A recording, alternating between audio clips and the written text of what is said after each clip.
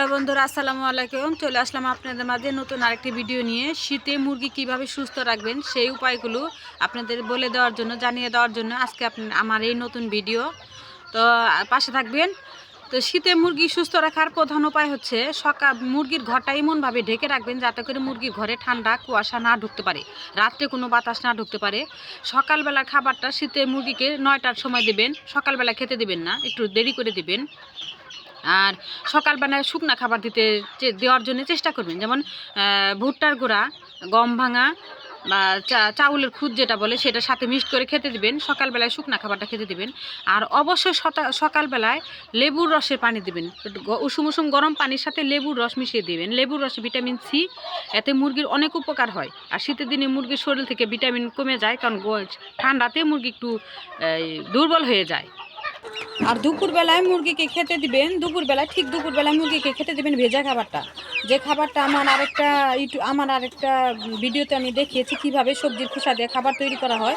ওই খাবারটা আপনারা তৈরি করে দুপুরবেলা খেতে দিবেন, সাথে আদা এবং রসুন পেস্ট করে দুপুরবেলায় ওই খাবারের সাথে মিশিয়ে দিবেন। আদা রসুন পেস্ট করে যদি আপনারা প্রতিদিন শীতের বেলায় মুরগিকে খাওয়াতে পারেন, ইনশাল্লাহ একটা মুরগি আপনার অসুস্থ হবে না। আদাতে আপনার মুরগির হজম শক্তি বৃদ্ধি করবে। আর রসুনে আপনার মুরগিকে ঠান্ডা লাগতে দিবে না, ঠান্ডা থেকে দূরে রাখবে রসুনে।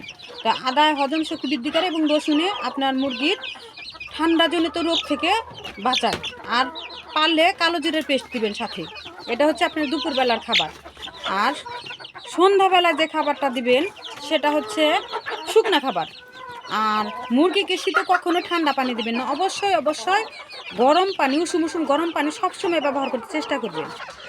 আর শীতে মানুষে বলে যে মুরগি ডিম কম দেয়, তার প্রধান কারণ হচ্ছে ঠান্ডা গায়ে, মুরগির গায়ে ঠান্ডা লেগে গেলে মুরগির গায়ে গরম না থাকলে মুরগি ডিম কম দেয়।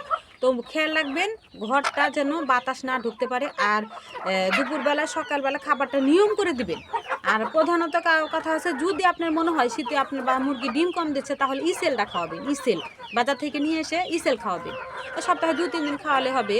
ইসেল খাওয়াবেন, অথবা জিঙ্ক সিরাপ, ক্যালসিয়াম, এগুলো আমি খাওয়াই না। আমার মুরগি আমি এভাবে লালন পালন করে থাকি। আমার মুরগি ইনশাল্লাহ খুবই ডিম দেয়।